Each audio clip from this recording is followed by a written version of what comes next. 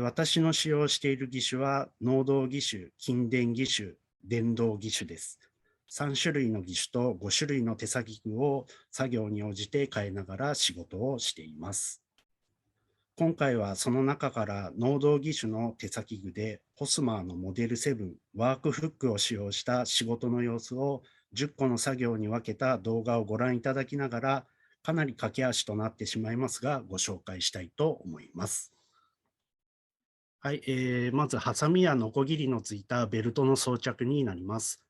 バックルをケーブル接続部に引っ掛けると、フックの先端部で端するより早く装着ができます。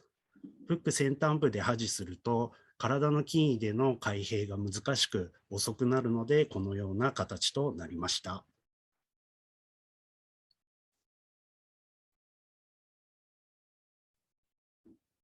続いて手袋の脱着になります。つけるときは問題は特にありません。外すときは端力不足を感じます。筋電義手だと1回の端で外すことができます。続いて、三脚を横向きにしての運搬になります。ワークフックの特徴で輪になっている部分で端すると外れにくく安全性が増します。反面外すときにコツが必要となります。掴む離すだけの動作なら、標準タイプのフックや筋電義手の方がやりやすいです。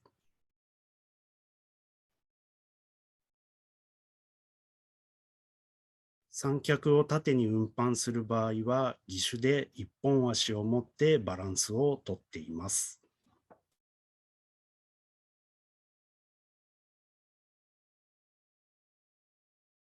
15メートルほどのトラックロープになります。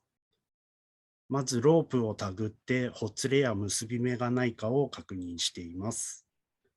ワークフックの輪の部分を利用しています。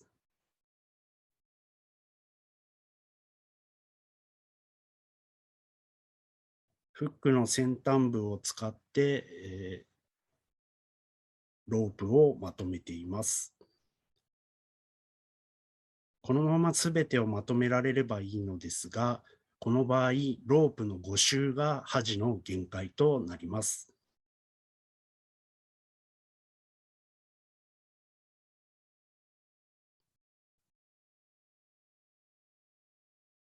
そこでフックを開き、根元部分で端というよりは引っ掛けてロープをまとめていきます。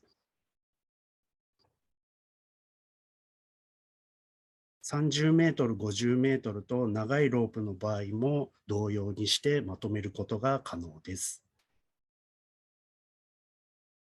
まとめたロープを次に使うとき使いやすいように結束をしていきます。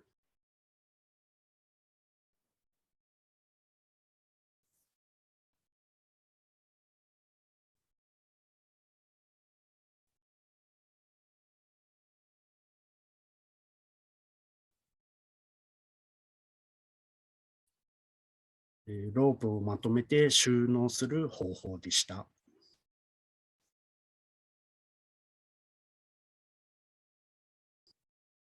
刈り込みバサミを使って枝を刈っていきます。いろいろな体勢で使用します。ワークフックで端するというより、輪の部分に引っ掛ける感じになります。横向き、上向きと刈っていきます。そして下向きでも刈っていきます。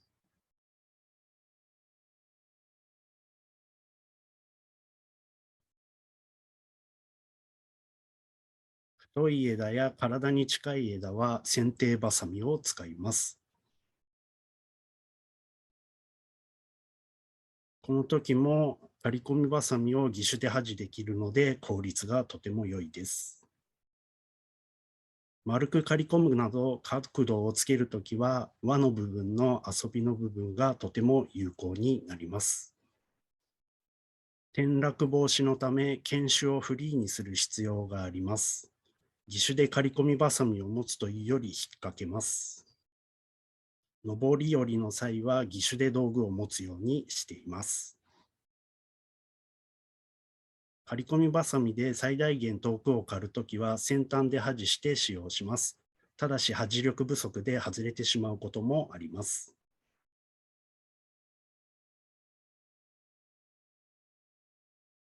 動作で言うと、義手で枝を端して剣手でハサミを使う。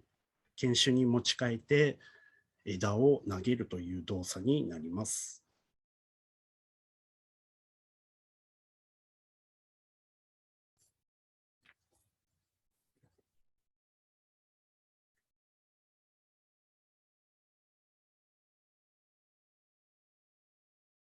枝切りバサミになります。ワークフックの輪の部分の遊びを利用して距離調整しながら枝を切っていきます。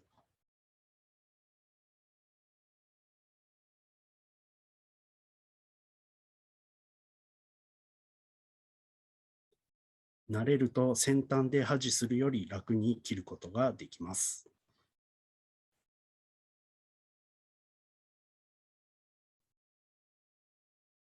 熊手も遊びを利用するとスムーズに使うことができます。ビリヤードをイメージしてもらうと動作としてわかりやすいかもしれません。チェーンソーのハンドルはワークフックの輪の部分で端するのに適しています。チェーンソーで仕事をする人は必ず特別教育を受講する法令になっています。私は義手になってから受講し、資格を取得しました。チェーンソーは全世界共通で右手でアクセル操作する仕様になっていて、右側が義手でもチェーンソーが握れれば解除が必要と条件付きで資格取得は可能とのことでした。高さ8メートルの杉の木を切り倒していきます。義手側で角度を調整しています。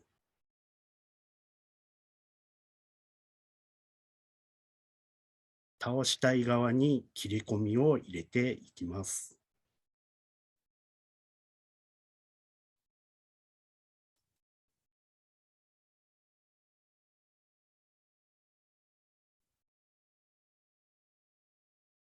チェーンソー操作においては安全性を考えるとワークフック使用がとても有効だと思います。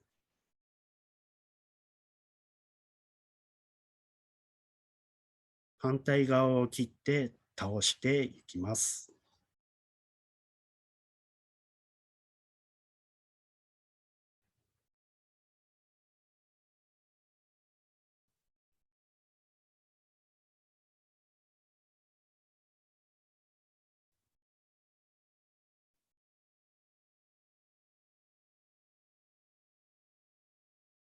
小さいチェーンソーで枝打ちをしていきます。大きなチェーンソーと扱い方に大差はありません。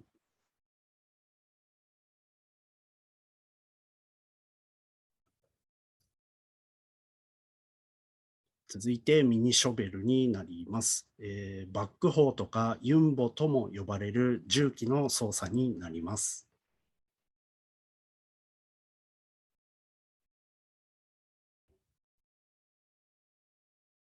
ダイヤルがアクセルになっています。義手での操作は難しいので、犬種を使って操作をします。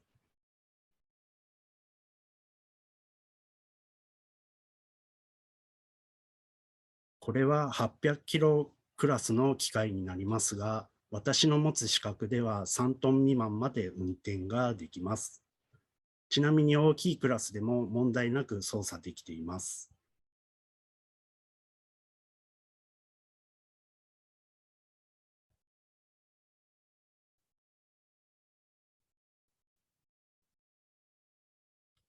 義手で持っているレバーは丸い部分と棒状の部分があります。最初の頃は丸い持ち手を外して操作していたのですが、ずれて棒状の部分で操作することが多かったことから、最初から棒状を持つ形になっています。遊び部分が大きいので、金属同士がぶつかり、ガチャガチャ音がする感じになります。能動義手の端力だと引く力に弱いですが、ワークフックだとそれが補えるのも特徴だと思います。長時間操作の場合は、能動ハンドや筋電義手で丸い持ち手を端すると楽です。自動車のマニュアル車運転も似たような形で操作をしています。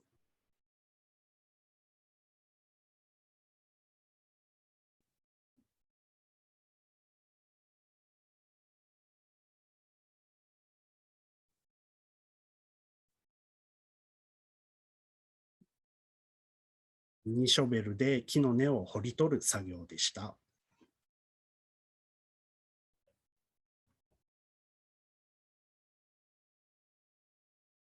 動画の最後になります。先ほどまとめたロープを使います。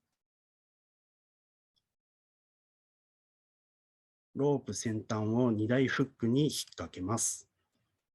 端したままだとロープを送ることができないので、ワークフックの輪を利用して微妙なテンションをかけながらロープを反対側に運びます。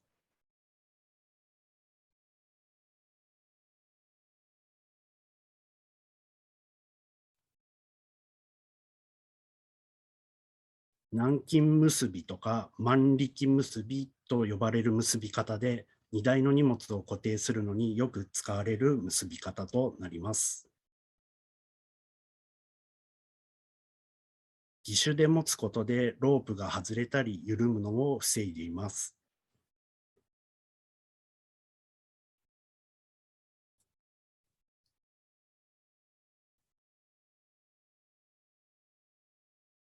ロープを引くとき、能動義手だと堅手9割、義手1割の力の入れ方になります。筋電義手だと端力があるので割合が上がる感じとなります。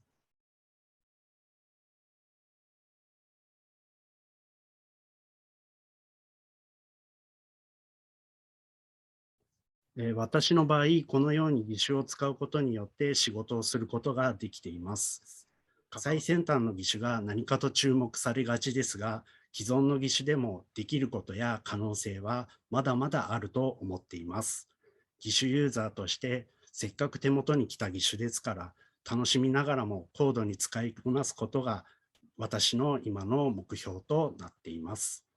能動義手と筋電義手がよく比べられますが、私にとってはどちらも必要です。義手、手先具、それぞれにメリット、デメリットがあり、理解して目的に応じたものを選択していくことが重要なことではないかと思います。また、選択できるように、このミーティングのような情報が得られる場は、義手に携わる人たちに必要ではないかと思います。このミーティングでいろいろな情報共有されることで、新たな使い方や発想が生まれ、様々な義手や手先具が開発されていくことを願っています。私たち義手ユーザーのためにご尽力いただいている義手に関わるすべての関係者の皆さんに感謝を申し上げ終わりたいと思います。ご視聴いただきありがとうございました。